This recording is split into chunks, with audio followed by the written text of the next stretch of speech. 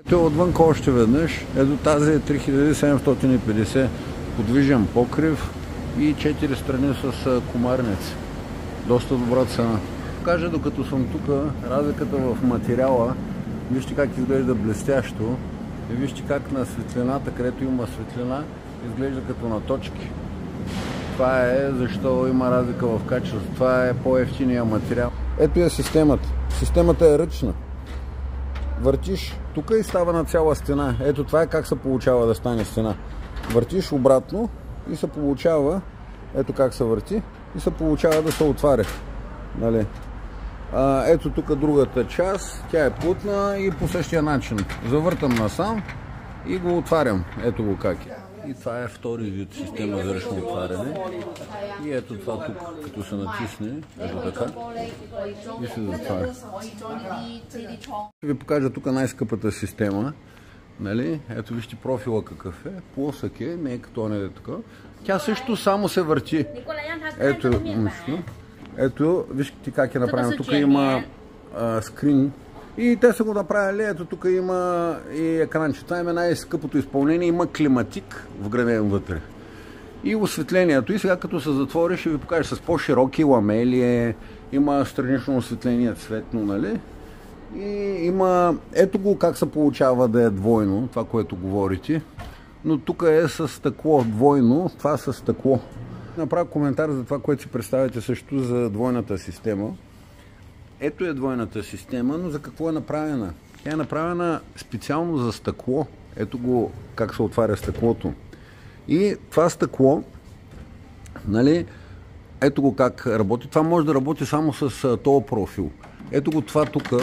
Това тук е за Никай да кайма. Това е за комарите. И всъщност то влиза отвънка. Това е покрива, който се отваря. И между другото, тук виждам най-хубавите ламели. Ето ламелите отвътре, светлините.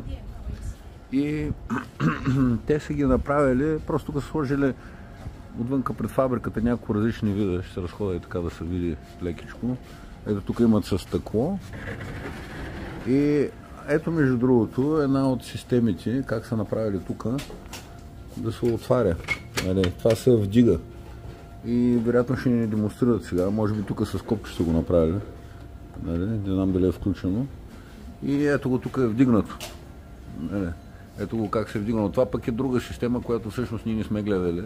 Обаче трябва да видя колко голяма може да бъде. Дали на едно парче може да бъде или трябва да бъде така пресечено, за да се ползва това нещо. И ето отново покрива. И тук има системи вече, които не сме виждали. Ето тя с дистанционното го включва всъщност. Ето.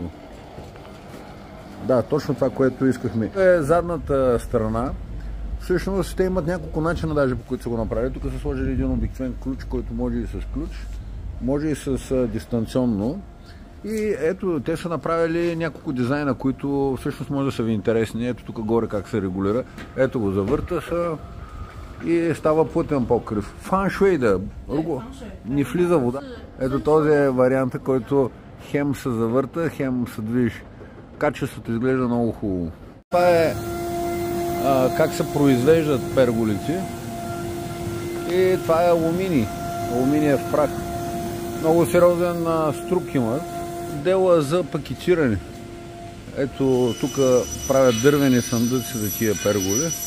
Ето тук е също и тая част, която слагат стъкла. И това е една част, която произвеждат различни малки елементи. И както като се правят профилите на прозорците, нали, имат сглобяване на елементите. Някои всъщност са точно като за прозорци, нали, ето как се виждат. И ето ги как изглеждат. Тия сем за стъклената система тук, което са правили. И това си е все едно фабрика за профили, за прозорци, да кажа. Има още един отдел, където има някои от малките части, как се пакетират. Това е пакетиране с рамка. Има с плътно дърво, има и само с рамка. За Китай понякога е достатъчно само така с рамка. Но в някои случаи даже могат и така, даже и без рамка. И това е просто за да се види трите вида опаковка. Ето това е въобще без никаква дървена рамка. Тук има много интересно нещо. Тия са без никакво въртене, без нищо. Ето панците как са направени директно. И се вижда колко хубаво боядисване на живо, прахово боядисване. Качеството наистина е много добро. Много ми хареса на живо. Сега ще ви покажа само да видите профила колко е дебел. И ето е системата, която се отваря. Ето е от тук цялата система. Това е шефа на фабриката. И на практика, за да стане с моторно отваряне, това е единствената фабрика, която на живо ги виждаме. Те са фабрика. Могат да направят да има едновременно и за комари, и за друго. Но на практика трябва да направят ето това нещо тук, да го направят двойно. И заради това много от фабриките казват, че не може. Защото профилите им са различни.